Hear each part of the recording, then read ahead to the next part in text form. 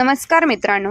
या कलियुगामध्ये म्हणजे आत्ताच अनेक लोकांच्या मनामध्ये प्रश्न येतो की आम्ही देवाची भक्ती करतोय, आम्ही प्रामाणिकपणे आमचं काम करतोय, आम्ही कधीही कोणाचं वाईट करत नाही, मग आमच्या जीवनामध्ये संकट काय हा प्रश्न येतो. आणि दुसरा प्रश्न म्हणजे कित्येक लोक आहेत की वाईट कर्म करतात, दुसऱ्याला लुबाडणं, दादागिरी करणं, वाईट मार्गाने पैसे कमवणं.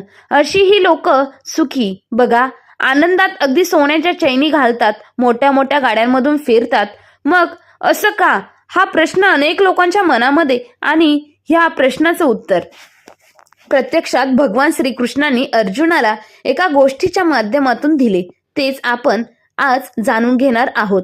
आणि त्यासाठी आमचा हा व्हिडिओ नक्की शेवटपर्यंत ऐका. सुंदर अशी गोष्ट चॅनलवरती प्रथमच असाल तर नक्की सबस्क्राईब करा. चॅनलच्या शेवटी कमेंट करून आम्हाला ओम नमो भगवते वासुदेवाय नमो अशी कमेंट जरूर करा. आपण कारण ह्या कलियुगामध्ये जीवन जगायचं कसं, देवाची भक्ती करायची कशी, विश्वासाने या गोष्टीच्या माध्यमातून आपल्याला समजणार आहे. बघा मित्रांनो, एकदा अर्जुनानं प्रत्यक्षात भगवान श्रीकृष्णांना विचारलं, भगवंता, चांगली कर्म करणारी लोक त्यांच्या जीवनामध्ये दुःख का बरं येतं, वाईट कर्म करणाऱ्या लोकांच्या जीवनामध्ये सुख काय येतं. आणि या प्रश्नाचं उत्तर म्हणून प्रत्यक्षात भगवान अर्जुनाला एक गोष्ट सांगितली. अर्जुना, ध्यान देऊन ऐक. प्रत्यक्षात भगवान सांगताय की एका गावामध्ये एक व्यापारी राहत होता.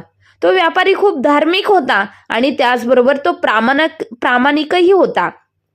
तो आपला व्यवहार प्रामाणिकपणे करत होता आणि आनंदात जीवन जगत होता.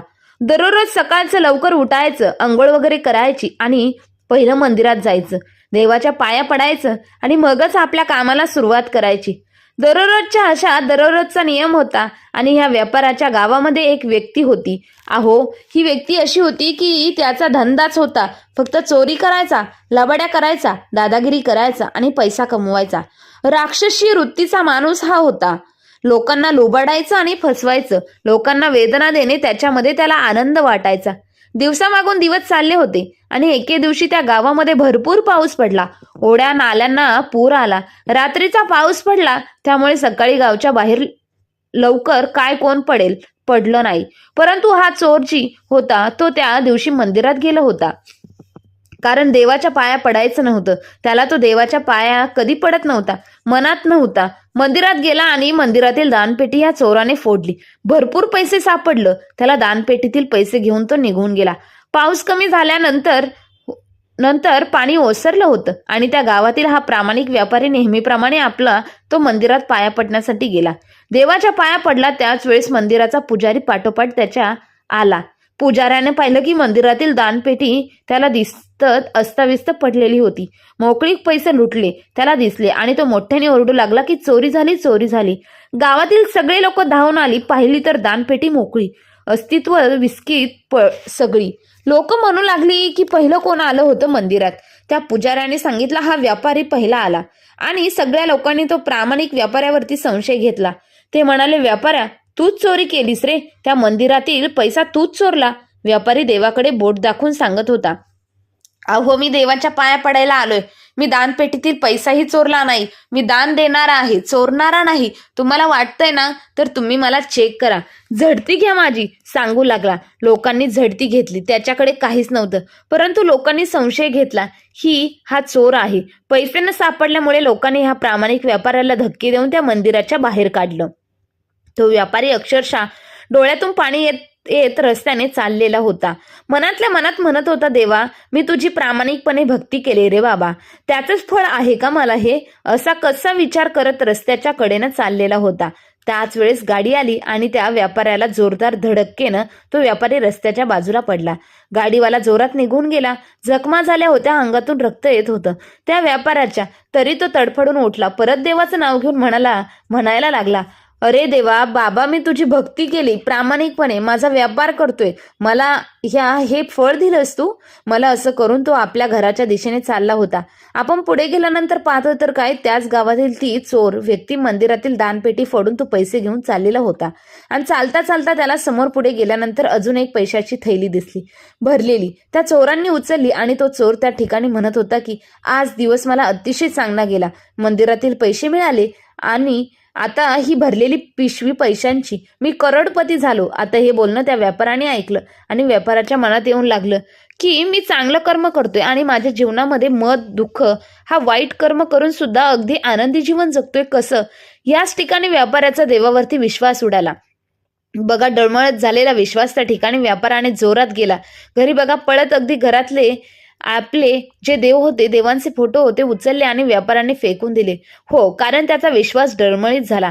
देवांची भक्ती सोडून दिली. व्यापाराच्या दिवसामागून दिवस निघून गेले, वर्षामागून वर्ष निघून गेली आणि निसर्गाच्या नियमानुसार त्या व्यापाऱ्याचा आणि त्या दोघांचाही मृत्यू एकाच दिवशी झाला. आता मृत्यू झाल्यानंतर यमराज आला आणि यमराज दोघांना घेऊन चालला होता आणि चालल्यानंतर त्या व्यापाऱ्याने यमराजाला प्रश्न केला, हे यमदेवता, की माझ्या जीवनामध्ये मी कधीही कोणालाही दुःख दिलं नाही. माझा व्यापार धंदा मी प्रामाणिकपणे केला. मला काय मिळालं? दुःख आणि जखमा, कारण त्या गाडीनं उडवलं होतं. आणि हा चोर ह्या जीवनामध्ये कधीही देवाचं नाव घेतलं नाही. जीवनभर चोरी केली, लबाड्या केल्या आणि जीवन आनंदात काढलं. या धनसंपत्तीला याला मिळालं असं का? मी जे चांगलं कर्म केलं याचं फळ मला का मिळालं नाही? आणि त्यावेळेला यमराजाने उत्तर दिलं, ध्यान देऊन ऐक व्यापाऱ्या. यमराजा त्या ठिकाणी सांगू लागला, अरे व्यापाऱ्या, तू देवाची भक्ती केलीस, व्यापार तुझा प्रामाणिकपणे केला. आपण ज्या वेळेला तू मंदिरातून बाहेर पडला आणि तुला रस्त्यावरती गाडीनं उडवलं ना, त्यावेळी फक्त तुला लागलं होतं, मुक्कामार मिळाला होता, जखम झाली होती. त्या दिवशी तुझा मृत्यू होणार होता. परंतु तू देवाची जी भक्ती करत होता त्या भक्तीने तू त्या ठिकाणी वाचलास, डोक्यावरती वाचलास. थोडक्यात हे यमराज बोलून ऐकून व्यापाऱ्याला फार आनंद झाला होता. तो देवाचे आभार मानू लागला. यमराज त्या ठिकाणी सांगत होता की ज्या वेळेला आपण कर्म करतो त्या कर्माचं फळ हे भगवंत देतोच. कुठल्या ना कुठल्या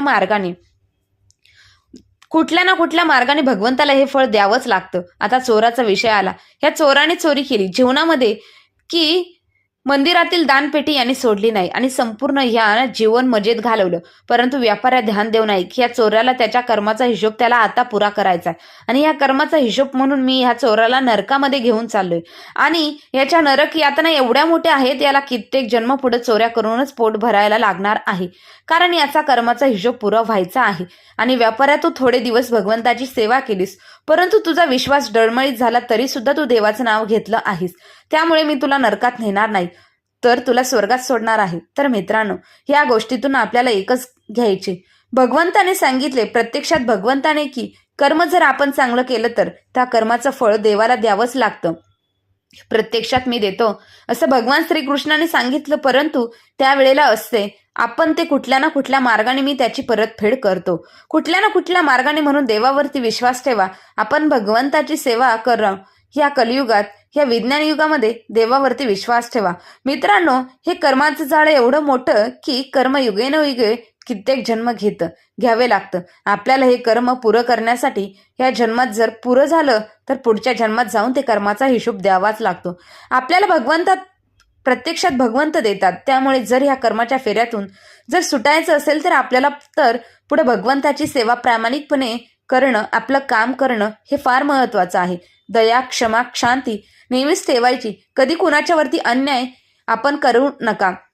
धन, संपत्ती, पैसा आपण काही घेऊन जाणार नाही बघता, परंतु फक्त आपण केलेलं चांगलं कर्म आणि वाईट ह्या दोन गोष्टी आपण घेऊन जाणार आहोत.